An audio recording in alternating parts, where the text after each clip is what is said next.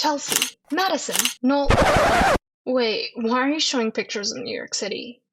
Aren't you talking about the neighborhoods? No, I am talking about Chelsea, Noli, Madison, and Barbie from my scene.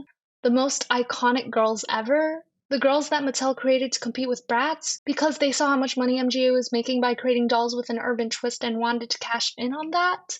Oh, that Chelsea, Madison, and Nolita. Not Nolita, Noli. Oh, my bad. Let's start again. We're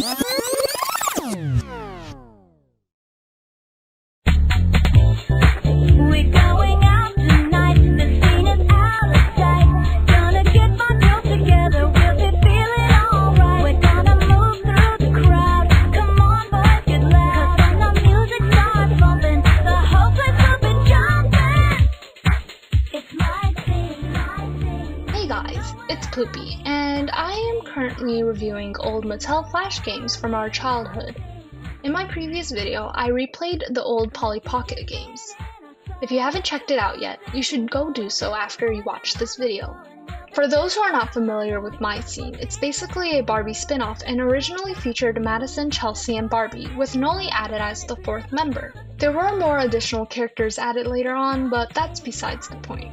I'll probably get into it later or something. All of the OG characters are named after neighborhoods in NYC, which is why editor me got confused. I think I should fire her.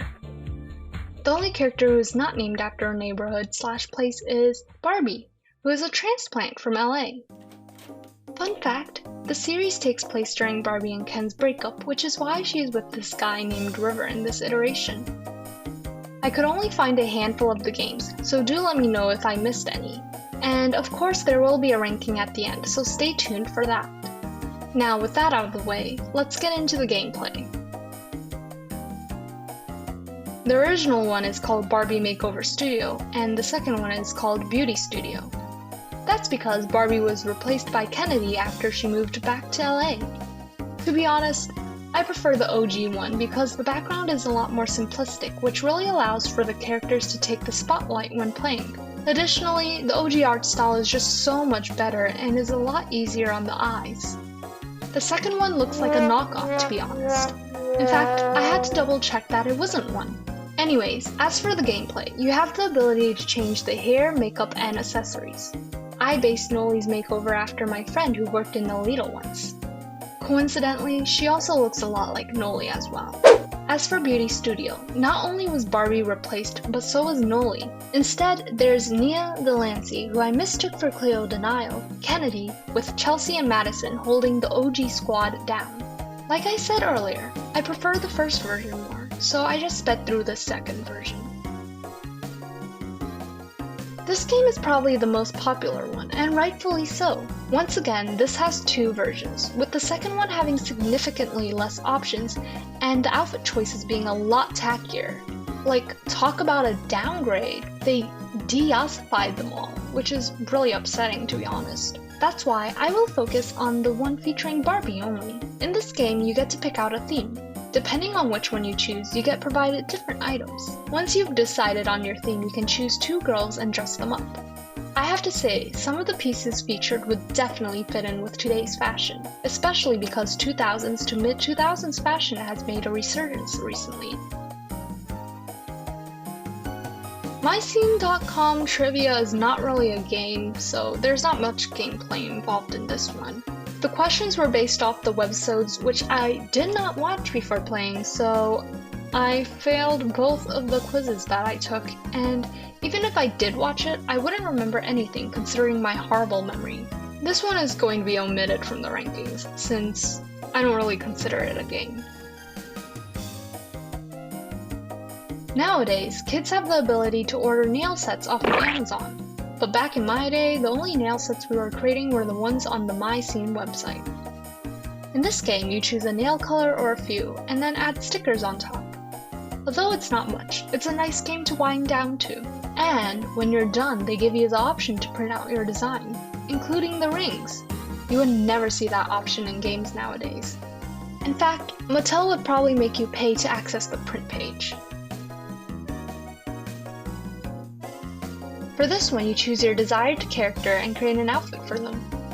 You can change the pants, shirts, shoes, and accessories. Additionally, you can even alter the colors and patterns for each piece. Now, you may be wondering why we can't see the doll nor the clothes on them. Well, that's because you're not supposed to, and in fact you're supposed to print it out at the end. Unfortunately, I could not get it to work as I was playing on an emulator. Additionally, I do not have colored ink, so even if I did print it out, it would have come out black and white. Last but not least is Room Makeover. I don't recall ever playing this one as a child, however the premise is very similar to Polly Pocket Beautiful Bedroom. The only difference is that for this one you have the choice between a bedroom and a bachelor's pad. They call it a party pad, but deep down we all know they meant bachelor's pad. Once you've decided on your theme, you can decorate it using toggles. For my bachelor's pad, I made sure there was a comfy couch to eat my sundaes on. I also added a disco ball in case I wanted to have a dance battle with Polly. Now, for my rankings. By the way, I'll be excluding the remakes and the trivia game.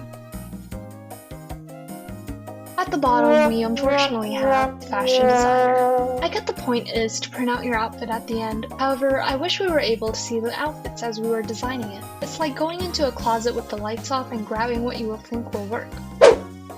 Next up is Dazzling nails. While I did enjoy this as a child, it gets a little repetitive after a while. I think what would have greatly improved it was the option to paint the nails ourselves. That way we could create even more stylized designs. One thing I did like was the fact that they gave a bunch of nail options though. Coming in third is Room Makeover. I really like the interior design games in general, so this doesn't come as a surprise. I enjoyed the fact that they gave both a night and day theme. Personally, I prefer the furniture in the day theme, but each to their own. A feature that would have been nice is the ability to manually rearrange the furniture. Other than that, it was a solid room decorating game. In second place is Barbie Makeover Studio.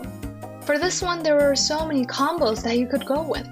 Not only could you change the hair color, but the highlights as well. Added with all the other design features, you can create so many different looks, which I really liked. The only reason why I didn't get first place is because I couldn't change the outfits, and that is why. Drumroll please. Shopping Spree is first. There is a reason why this game is rightfully popular with so many people. The fact that with each scenery option is a different set of outfits is what really sold it for me. That with the fact that the outfits eat so hard is what appealed to me the most. I could definitely see myself replaying this game over and over again, and that is why Shopping Spree is the winner of today's game review. So this is it for the final installment for the Mattel mini-series. I know that there were a lot more games that were on the Mattel website. However, these were the main ones I played when I was a child. Additionally, I would like to try out other games, so unfortunately we have to move on. Let me know which of the My Scene games you played in the comments below and what you remember about them. If you want to see more Flash games, subscribe to my channel so you'll be updated when I post the next video. Who knows? Maybe I will review something else besides Flash games. And until next time, I will see you guys in the next video. Ta-ta!